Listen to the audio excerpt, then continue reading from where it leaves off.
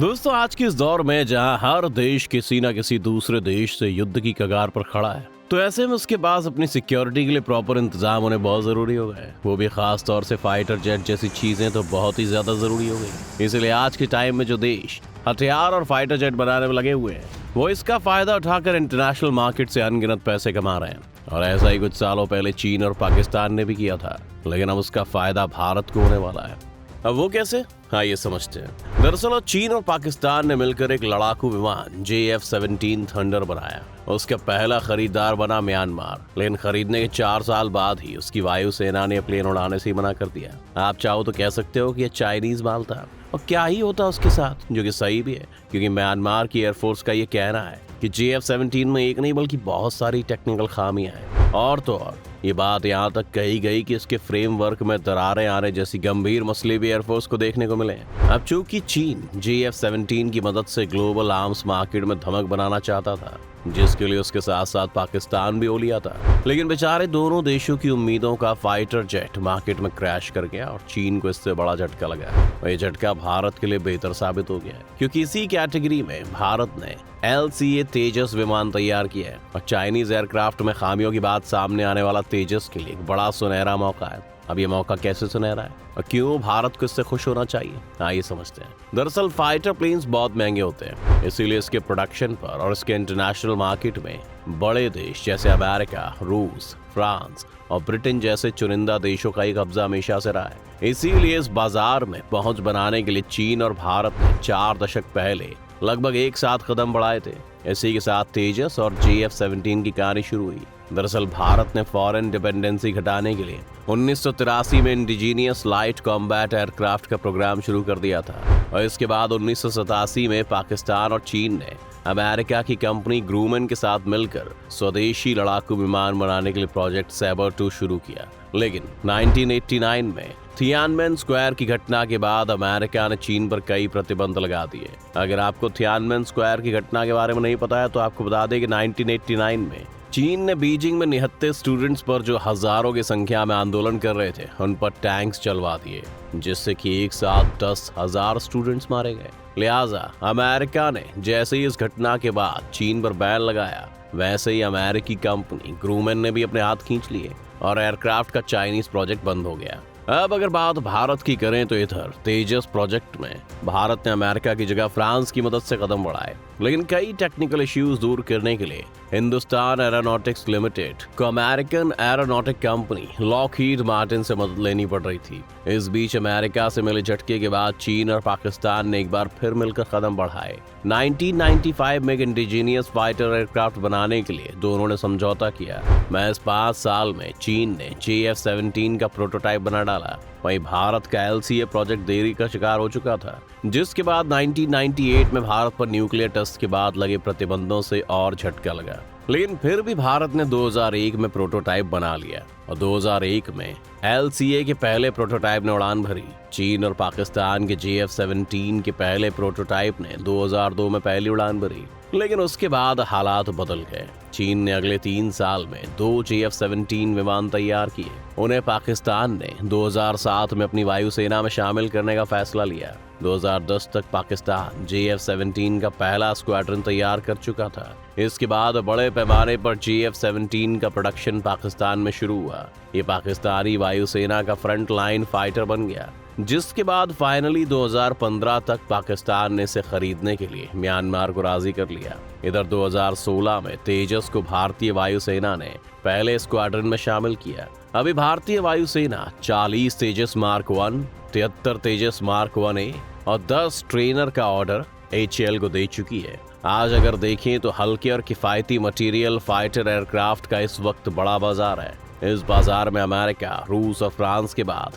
नए विमान विकसित करने वालों में दक्षिण कोरिया है। चीन भी JF-17 के साथ 2015 से इस बाजार में दाखिल हो चुका है। अफ्रीका और एशिया के विकसित होते देशों में लड़ाकू विमानों की मांग बढ़ी है। चीन ने कई लड़ाकू विमान विकसित किए हैं, लेकिन अभी तक JF-17 को ही इंटरनेशनल मार्केट में ग्राहक मिल पाए हैं। तेजस के साथ 2021 में भारत ने भी इस बाजार में कदम रखा है, लेकिन भारत अभी किसी भी देश को अपना विमान बेच नहीं पाया है। कई देशों के साथ बातचीत चल रही है। अगर कीमत की बात करें तो अंतर्राष्ट्रीय बाजार में एक JF-17 विमान की कीमत 25 से 32 मिलियन डॉलर्स तक है।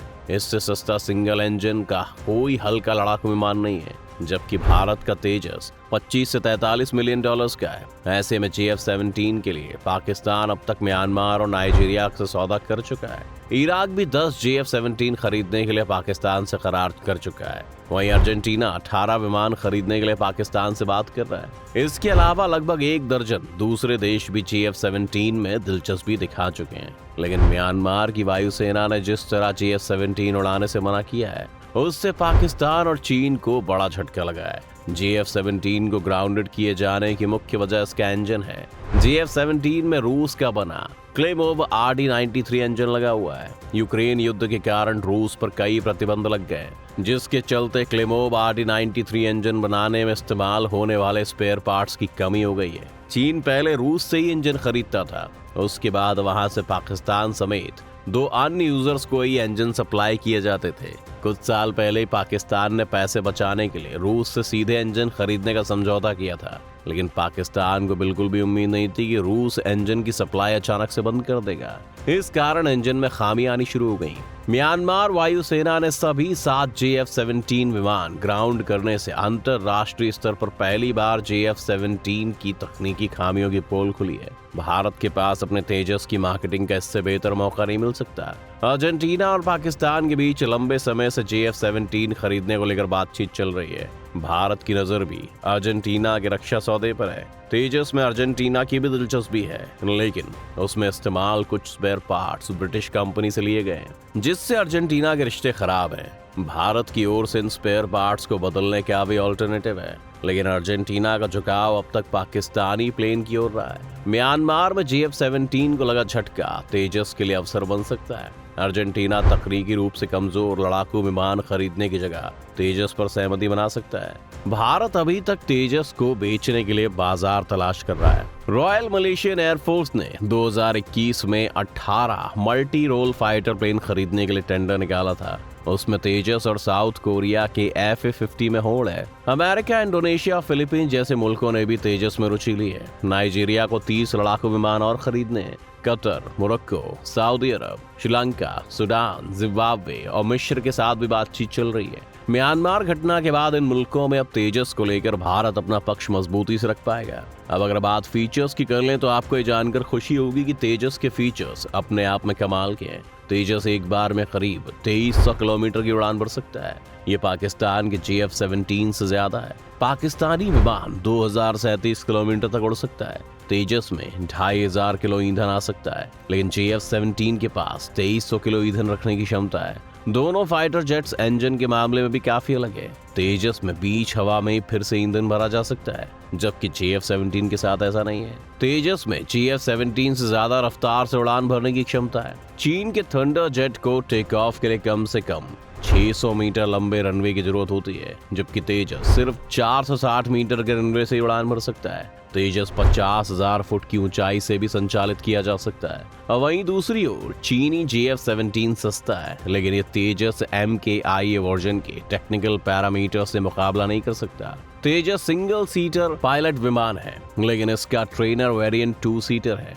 वहीं JF-17 की भी 2 वेरिएंट हैं, ब्लॉक 1 सिंगल सीटर और ब्लॉक 2 डबल सीटर। तेजस से हल्का और आकार में छोटा होने के कारण ये नजदीकी लड़ाई में काफी मददगार हो सकता है। तेजस में हवा से हवा में मार करने वाली 6 तरह की मिसाइलें तैनात हो सकती हैं। इसमें इजराइल का बेहतरीन मल्टी मोड रेडार सिस्टम भी है। अब आप ये बात गौर कर सकते हैं कि भारत पहले हथियार के लिए या तो रशिया या फिर अमेरिका पर ही डिपेंड करता था, लेकिन मोदी सरकार आने के बाद भारत ने हथियारों की खरीद घटाकर मेक इन इंडिया पर जोर दिया है। इससे विदेश से 33% कम हथियार खरीदे गए। Rise of the Indian private defence industry की अपनी एक सफलता की कहानी है। यही कारण है कि आज बेंगलुरु की डायनेमिक टेक्नोलॉजीज बेल, एयरबस और बोइंग जैसे ग्लोबल कंपनीज के लिए एरो स्ट्रक्चर बना रही है। भारत फोर्स और टाटा ग्रुप सेना के लिए तोपें बना रही हैं। लार्सन एंड टुब्रो और महिंद्रा भी रक्षा क्षेत्र में काम कर रहे हैं। टाटा और लॉकहीड मार्टिन मिलकर C-130J के स्पेयर पार्ट्स बना रहे हैं। Mahindra and Mahindra group, England की बड़ी आर्म्स मैन्युफैक्चरिंग कंपनी BAE के साथ मिलकर 155 कैलिबर तोपों का निर्माण कर रहा है। ये सब मेक इन इंडिया की देन है। अब देखना ये होगा कि इनका रिजल्ट्स कब तक देखने को मिलता है। आपकी इस मामले में क्या राय है, आप हमें कमेंट करके बता सकते हैं। साथ ही इस वीडियो को लाइक और शेयर करना ना भूलें और साथ ही हमारे चैनल को सब्सक्राइब भी कर लें।